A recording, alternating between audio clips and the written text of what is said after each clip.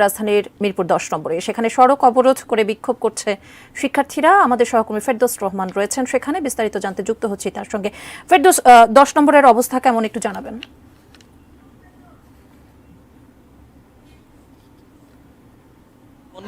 মিরপুর 10 নম্বরে দাঁড়িয়ে আছি। সকাল থেকে এখানকার পরিস্থিতি বেশ স্বাভাবিকই ছিল, কিন্তু দুপুর 12টার দিকে এখানে ছাত্ররা আসতে শুরু করে। আপনি দেখতে পাচ্ছেন নিশ্চয়ই আমার পেছনে ছাত্ররা তারা দুপুর 12টার দিকে মিরপুর 10 নম্বর এলাকায় আসে এবং তারা বিক্ষোভ শুরু করে। বিভিন্ন রকম কাগজে বিভিন্ন রকম প্রতিবাদী কথা লিখে, তাদের মধ্যে শহীদদের যারা এই আন্দোলনে যারা পুলিশের গুলিতে নিহত হয়েছেন তাদের হত্যার বিচার, এবং তারা বলছেন যে তারা এইখানে তারা বিচার দাবি করেন। যতগুলো ঘটনা ঘটেছে, যে মৃত্যুগুলো হয়েছে, এই মৃত্যুগুলোর সুষ্ঠু তদন্ত করা হয়। এবং একটি কথা তারা বলছেন যে সরকারের পক্ষ থেকেই যে উস্কানিগুলো দেওয়া হয়েছে, যে কারণে এই ছাত্র জনতাকে মাঠে রাস্তায় নেমে আসতে হয়েছে, এবং তারা বলছেন যে এখন এই মুহূর্তে সরকারের কোনো কথার উপরে তারা আস্থা রাখতে পারছেন না, এবং সরকার বিরোধী নানা স্লোগানও কিন্তু দেয়া হচ্ছে ছাত্রদের পক্ষ থেকে।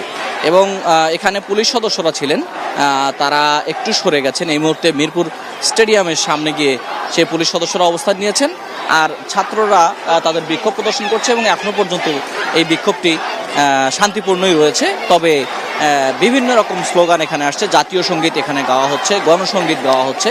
এবং যারা এসেছেন ছাত্ররা পুরোপুরি তারা আইডি কার্ড নিয়ে এসেছেন। আমরা ছাত্রদের সঙ্গে আছি এবং পুলিশ সদস্যরাও এখানে সতর্ক অবস্থানে রয়েছেন। তবে যেরকম পরিস্থিতি, তাতে যদি পুলিশের পক্ষ থেকে কোনো ধরনের উস্কানি দেওয়া হয় তাহলে পরিস্থিতি আরও উত্তপ্ত হয়ে উঠতে পারে। আমরা কোনো একজন ছাত্রের কথা একটু শুনতে পারি। একটু কথা বলি আপনার সঙ্গে। এই যে আপনারা সমবেত হলেন, আপনারা শুরুতে বলেছিলেন যে দোষীদের বিচার দাবি ছিল, এখন এই মুহূর্তে কি বলছেন? আমরা অবশ্যই বিচার চাই, দোষীদের বিচার। কিন্তু কার কাছে চাবো? লুটেদের কাছে চাবো? খুনিদের কাছে চাবো? তারাই আমাদের নৃশংস ভাইদের, আমাদের নিপীড়িত ভাইদের উল্টা তারা মামলা দিচ্ছে, মামলা দিয়ে তাদেরকে হয়রানি করছে। এর বিচার চাই আমরা, এর দাবি চাই। কিন্তু কার কাছে চাবো? সবাই করাপ্টেড, সবাই দুর্নীতিবাজ, সবাই খুনি, সবাই লুটেরা। শুনছিলেন আসলে বক্তব্য এক একজনের মধ্যে এক এক রকম বক্তব্য আসছে, কিন্তু তারা একটা কথা বলছেন, জাস্টিস জাস্টিস বলে এই মুহূর্তে তারা স্লোগান দিচ্ছেন। কিন্তু এই জাস্টিসটা তাদের কথা হচ্ছে জাস্টিস কে করবে, কে নিশ্চিত করবে, সেটা আগে সবার আগে আস্থায় নিয়ে আসতে হবে তাদেরকে। তাহলে এই ছাত্র জনতার যে আন্দোলন সেটি থামবে। এরকমভাবে বৈষম্যবিরোধী ছাত্র আন্দোলনের ব্যানারে যে আন্দোলনগুলো দেওয়া হচ্ছে, আসলে সমন্বয়কারীদের মধ্যে কেউ কেউ আন্দোলনের ইতোমধ্যে আমরা দেখেছি যে অনলাইনে অনেকগুলো ঘোষণা এসেছে যে আন্দোলন 7 দিনের জন্য স্থগিত করার জন্য। কিন্তু এই ছাত্ররা বলছেন যে তারা সেই দাবিগুলো পূরণ না হওয়া পর্যন্ত তাদের আন্দোলন চালিয়ে যাবেন। এখন পর্যন্ত সেই রকমই চলছে, মিছিল চলছে, এবং আরও ছাত্ররা মিরপুরের অন্য অন্য যে এলাকাগুলো আছে সেই এলাকাগুলো থেকে ছাত্ররা জমায়েত হচ্ছেন। এবং সেই সঙ্গে আমি দেখেছি বেশ কিছু অভিভাবকও এই ছাত্রদের মিছিলে যোগ দিয়েছেন। এখন মিরপুর 10 নম্বরে একটু আগেও যান চলাচল ছিল, কিন্তু ছাত্ররা রাস্তায় বস্তা ফেলে এই যান চলাচল বন্ধ করে দিয়েছেন এবং বিভিন্ন রকম দেয়াল লিখন তারা করছেন, সেগুলো চলছে, এবং সেই সঙ্গে মিছিলও চলছে। একটু পুলিশ, যদি আমার ক্যামেরা পার্সনকে বলি, একটু পুলিশের অবস্থান এখান থেকে দেখানো হয়তো সম্ভব হয়। পুলিশ কিন্তু বেশ দূরে অবস্থান নিয়েছে এবং তারা বেশ সতর্ক অবস্থায় রয়েছে। তবে এখনো পর্যন্ত কোনো ধরনের সংঘাত বা কোনো ধরনের আইনশৃঙ্খলা পরিস্থিতির অবনতি করে এরকম কোনো বিষয় এখনো পর্যন্ত ঘটেনি।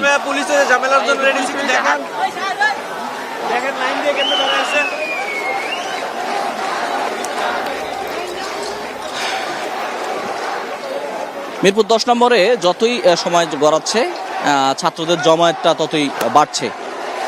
বিভিন্ন প্রতিষ্ঠান থেকে, আরও বিভিন্ন প্রতিষ্ঠান থেকে ছাত্ররা এসে এখানে জড়ো হচ্ছেন এবং তারা পুলিশের যে হামলা, গত দিনের যে ঘটনাগুলো, সেগুলো আমরা যেটি মনিরুল ইসলাম মিন্টুর কাছ থেকে জানছিলাম, ইস্ট ওয়েস্টের সামনে যে শিক্ষার্থীরা, ফেরদৌস আপনি নিশ্চয়ই শুনতে পাচ্ছেন।